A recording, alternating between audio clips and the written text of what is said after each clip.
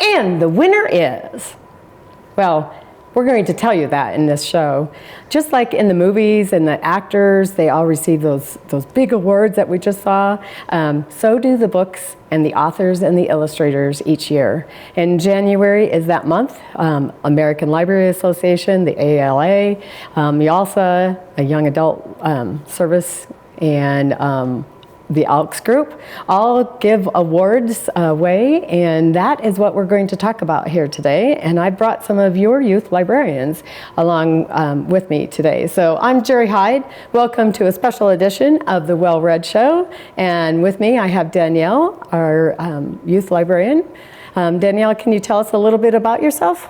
Yes, I have worked here for coming up on 9 years, and I guess one of my favorite days every year, I think of it as like you were saying, the Oscars of children's literature is the day that all this is announced. And what was great this year is that the three of us were all in the office at the same time, so we listened to it.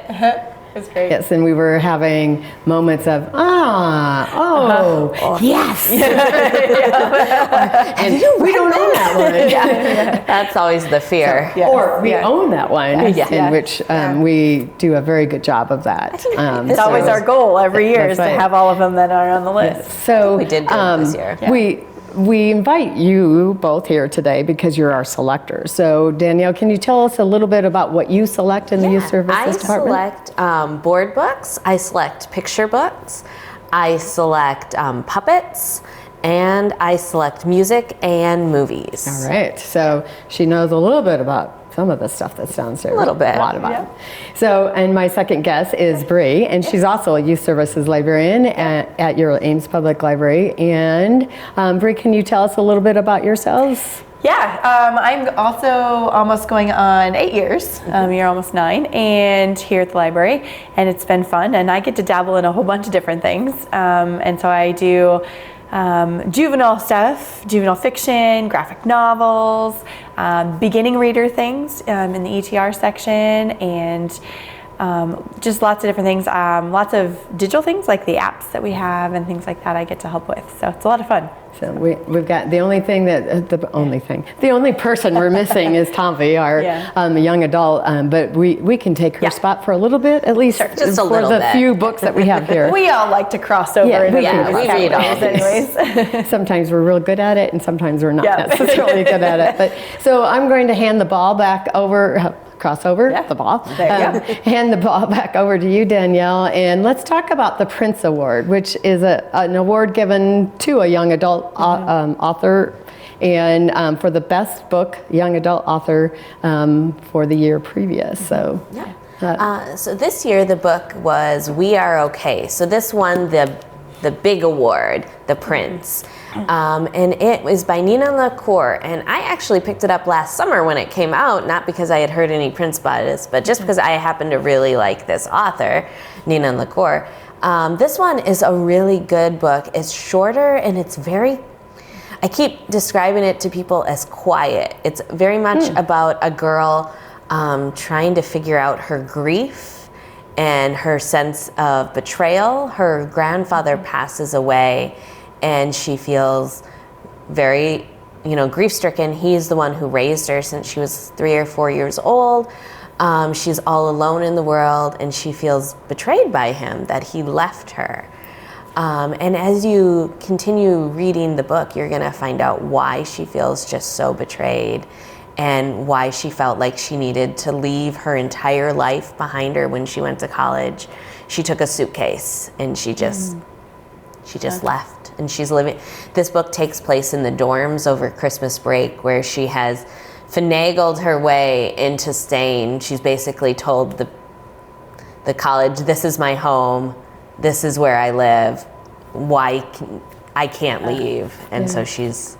Well, as with most teen books, there's lots of coming of age and type of issues, and sounds there's a little bit of depression in this, and going off to school, that type of thing too.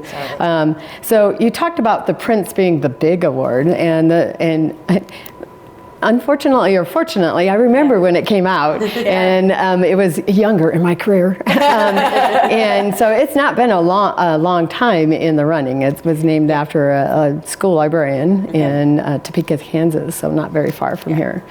So it, like all other awards, have both winners and then the runners-up. And so one of the runners-up, I understand, is just an awesome book. I have not yet to read this one, but what reviews I read, it just was evidently outstanding. Once you open it up, you're not going to shut it until you're done. So tell us a little bit about this one. This is also one that I picked up because I love the author, Laini Taylor. And this one is a little bit more in my wheelhouse. It's fantasy, and I tend to, if I had to choose, I guess I would fall on the side of fantasy as being one of my favorite genres. But it is about a kid named Laszlo Strange, and he's an orphan. And as he grows up, he ends up kind of being apprenticed into a library, which, you know, we like librarians. Sounds great to me, right? Yeah. Yes, but not only that, but he wants to explore. There's this city called Weep, and everybody thinks of it's this empty city now. No one lives there. And he wants to know more because he remembers what he was doing one day when he was playing, and he was playing that he was in that city, and they ripped the name of that city away. So everybody calls it Weep, but that's not really what it was always called. So he ends up joining this expedition to go there. And not only that, but then a little ways further into the book, we meet another main character who happens to be in that city. And she's the child of a goddess. And isn't there a little bit of romance? Yep, that goes there's some on? romance. And he's dreamed about all these He's wonderful dreamed about things. her, and she's like goes into people's nightmares. So there's magic there, and she you know, they meet, and then it ends on a ridiculous cliff note. A cliffhanger, I could have just read the cliff, but it's a cliffhanger. So there must be going to be another one. I think it's a duology. So it's beautifully written. Laini Taylor has great language skills and great, you know. So if you want to read either of those, you're not gonna. You're gonna sit there on your couch till you're done. I also like that there's like, this is not a small book. Yeah. Like this, there's heft to it. There's a lot of pages. You're going to be reading for a while. There's meat. Which is really great because there's a lot of kids who want more with their books and don't want just a quick read, and that's a good one to suggest. Yeah. All right, so then we're going to go to a book, Vincent and Theo, that won lots of different types of awards. So the YALSA Award for Excellence in Nonfiction, because it is a nonfiction, autobiography or a biography of Vincent van Gogh, and a Prince Honor. So yes. I love. My authors, the authors that I loved, just got really represented this year. I love Deborah Heiligemann. I'm not quite sure how you say it. But she's written some other, she writes really great nonfiction. And this one is a look at Vincent van Gogh, who we know, but then also his brother Theo, and it really, when I read it, what really struck me is there is no Vincent van Gogh without Theo van Gogh. But yet you never hear it. Exactly. You know? Like his brother he's 4 years younger, and he just supported his brother. Like, they were obviously, sometimes they would get into fights and they would be angry at each other, but they were besties. Yeah. And it is a nonfiction. Yeah. So there, our author has done some original research and has done primary sources. So which is great. So kids can use it. Like, if your teacher wants you to use something with a primary source, or be able to trace those primary sources back, you can say this is a secondary source, but look at these primary sources. So there's a reason for the excellence in nonfiction, but also so it's narrative nonfiction. So it does read like almost like a novel in place. It's not the little sidebars with facts. It's more of a story. Right. That it is a story. So. All right, so then I think we can all talk about this next one.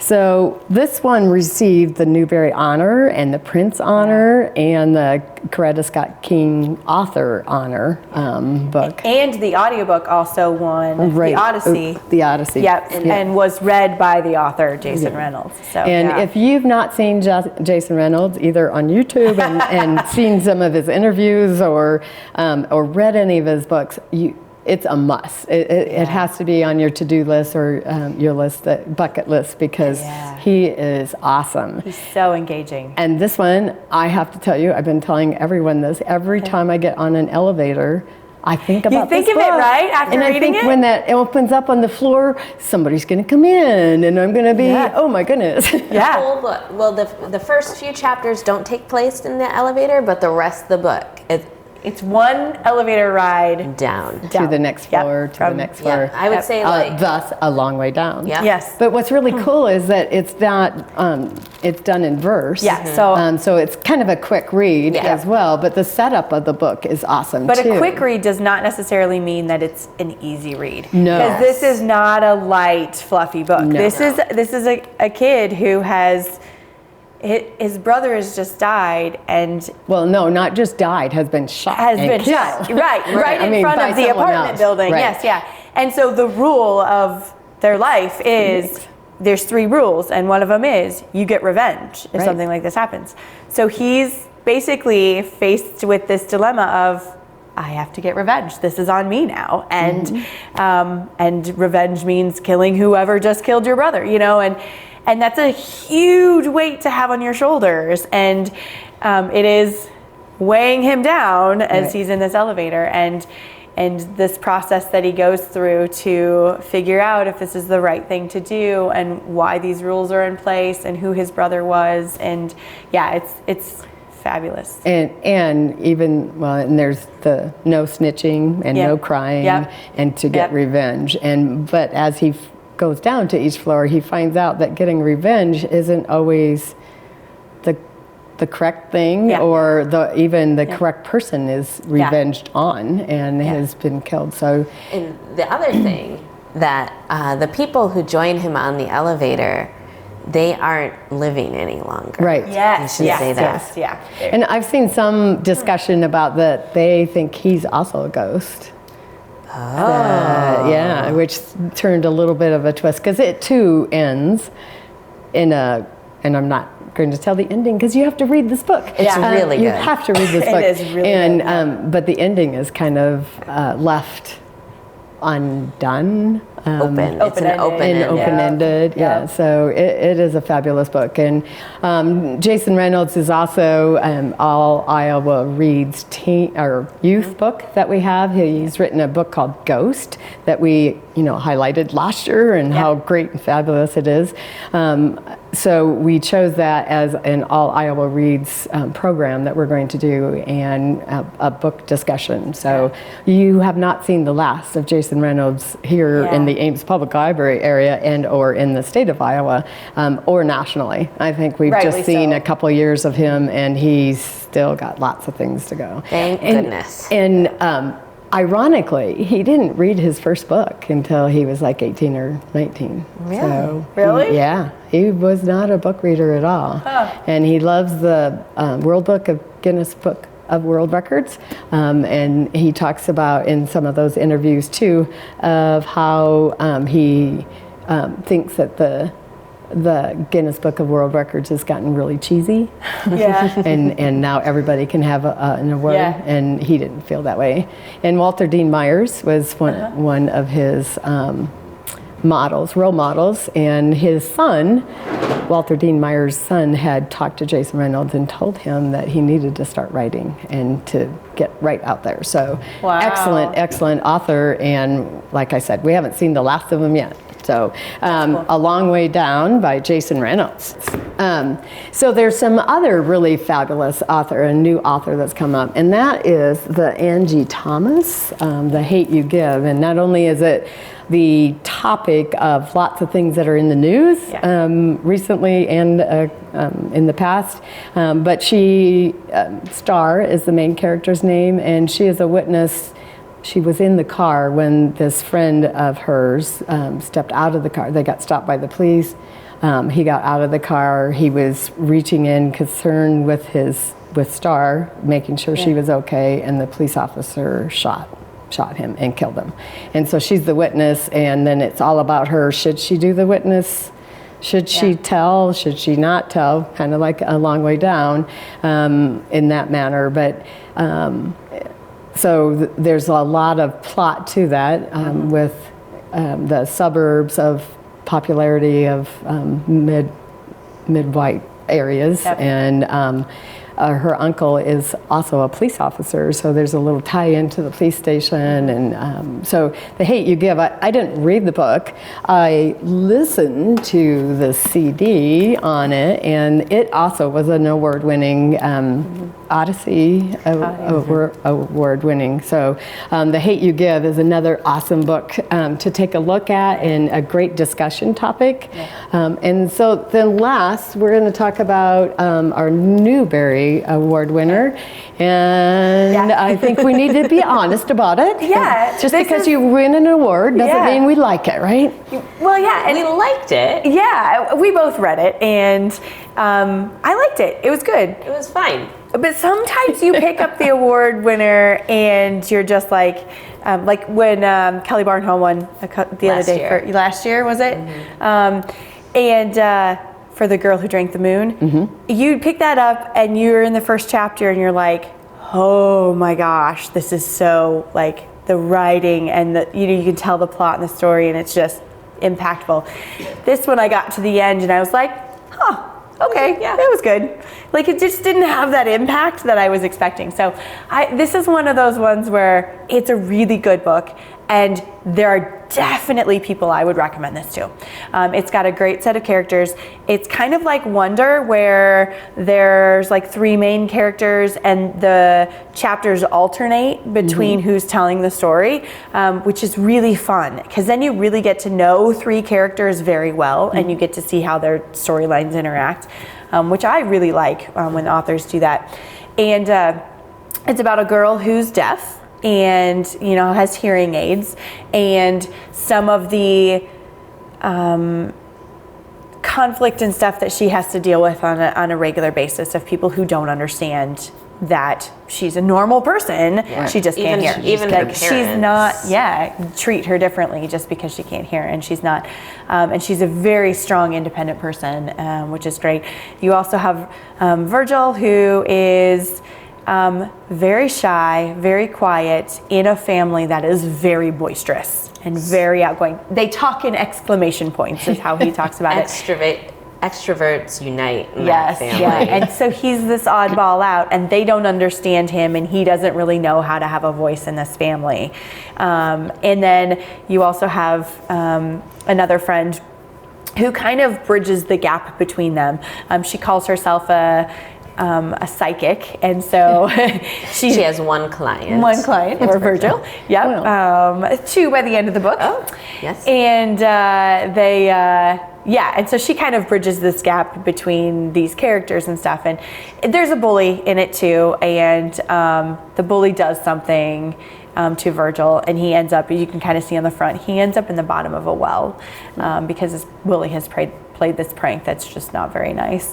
And then the other friends are kind of out searching for him and trying to figure it out. And so it definitely is this coming of age kind of thing, that learning to have a voice and stand up for yourself, making friends in a world where making friends is hard, kind of a thing. But it was just kind of average, I thought. Like, it was, the bully, nothing really happened to the bully. He didn't have this moment of he realized he was mean and doing these things. He just continued to be a bully, Which is pretty much real life. Real life, yes. It's not always what I want. I know, I want this, right. You want that resolve, and But it didn't sound like... it was good. Yeah. But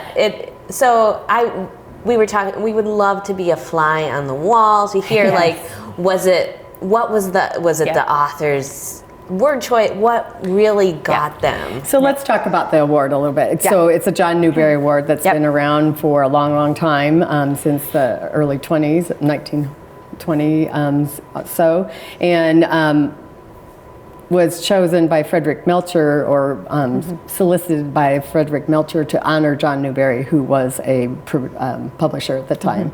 And so it was to help people read books because they didn't think children were reading enough back then. Yeah. And so a lifelong issue in our book reading world. And so they wanted to highlight books. And so it's a very prestigious honor to be chosen as the award winner, let alone in an honor. It's very unlikely if your book is chosen, you're never going to be out of print, right? Which is nice. Correct. So, so they're chosen by committees that are half elected, half appointed, and so it's very interesting. I would agree. I would love to be a little mouse in the room, but having been on the All Iowa Reads Committee, it is.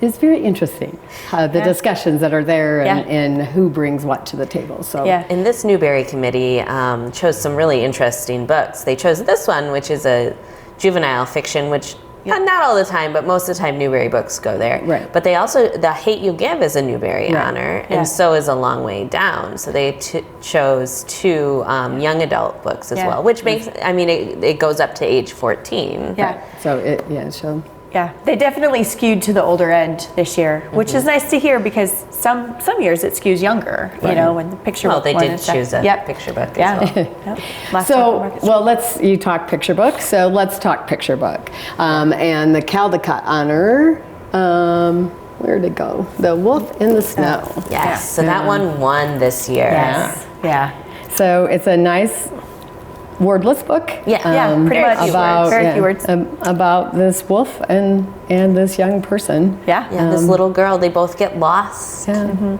She kind of reminds me of Little Red Riding Hood. Yeah. I see Peter from I saw The Peter Snowy too. Day. Yep, from the Snowy Day. Okay. Yeah. But it's really nice. It's these two lost creatures who have to work together to find safety. Yeah. And find home.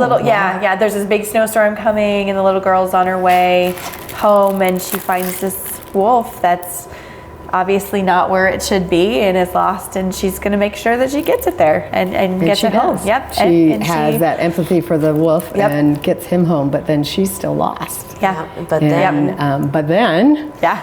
our beautiful wolves also help out, and then they get him home as well. So there's a lot of happiness. And the illustrations and stuff are very, after it won, I went and looked at it, in detail, and there are a lot of really cool details that are happening in the story, and not just the snow and the white and the red. And because it looks like a very simple book, right? It looks like, and that's what the committee saw, those details that really kind of set it above and beyond. The wolf in this, the Caldecott is mostly just for illustrations. That's why we'll be focusing mostly on illustrations. Yeah, it's supposed to be an innovative way of telling the story and running, and the pictures are making the story further than what the words, if their words are. If there are words. So, I had heard that this one, like some people I follow like online had been talking about this one for a long time, and so I was happy. I like Matthew Cordell a lot. We had this on our best books thing. So, and speaking of another one that we had on our best books, and Danielle, when you're talking about, you had that, thinking you were reading about that. You also thought about this one, and it is definitely an award winner, multiple award winner. That's what we were talking about earlier. I don't know how the cover, when you get it now, because it's just going to be covered in award symbols. So it's got the Caldecott honor, the Newbery honor, Coretta Scott King author honor, and the Coretta Scott King illustrator honor. And it is just it is a fun book. Like the illustrations are gorgeous, and they're actually based on the main character in this book is based on I believe the author's son. He's a 10-year-old, and then the illustrator based the barbershop on the barbershop that his son goes to. So it's beautiful. It's just great for that kid who's going to get a haircut, and it would be fun, I think, to read aloud to older kids. because it's kind of got some older kid things Yeah. going. And lots of times when you see haircut books, it's like your first haircut. Right. You've never had. This isn't. This kid's obviously had a haircut before, and this is why he gets excited about it, because he is this gonna is a big deal for him, because he's gonna feel and be empowered when he walks out of that place. And you want kids to have experiences in life that empower them. And you can tell by him on the cover that he feels quite proud of what he has had done and of himself, and feels good, which is really nice to see.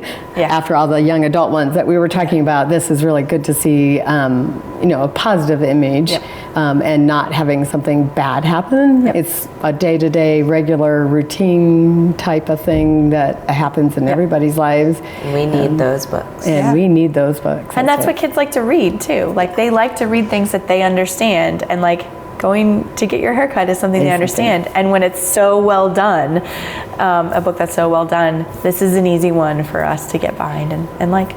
So this one is also, he is a fairly new author as well. So just like Jason Reynolds, we're not going to see the end of him yet. And so is the illustrator. We're not going to see the end of that too, because I think the illustrations are very unique as well. You can see texture and color, and his making his facial ability of making that attitude be there. It's just fabulous and wonderful. So so we have another one. I know we talked a little bit about diversity and that a different pond, and this is a unique little story too.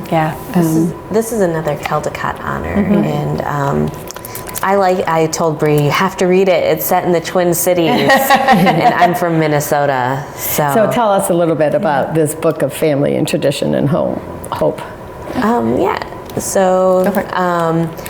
It's about a little boy who's woken up very early by his dad, and you get the feeling that neither of them, that the little boy doesn't maybe want to go fishing, but he wants to spend time with his dad. And so they are off to go fishing, and the reason that they need to go fishing is because they are Vietnamese refugees. And his dad, I believe it's mentioned in the book, he has another job, but he still needs to go fishing. They are going to have fish for dinner that night. To have food on the table. Food in America is very expensive, they said. So very, very interesting book. Beautiful. And it's cool too, because like, they're not alone at the pond. Like, every day they go to the pond, somebody different is there, and they see different people. And this morning it happens to be just them. And so it's the experience with him and his dad. But you also get this sense of community built around this one area. Very touching book. And the illustrations with the, they're cool, and it's just this kind of a peaceful book. Because just like it is fishing in the morning, early in the morning. Not that I've done it that many times, but it is very. I'm excited to hear more from that particular illustrator as well. She seems like she'll.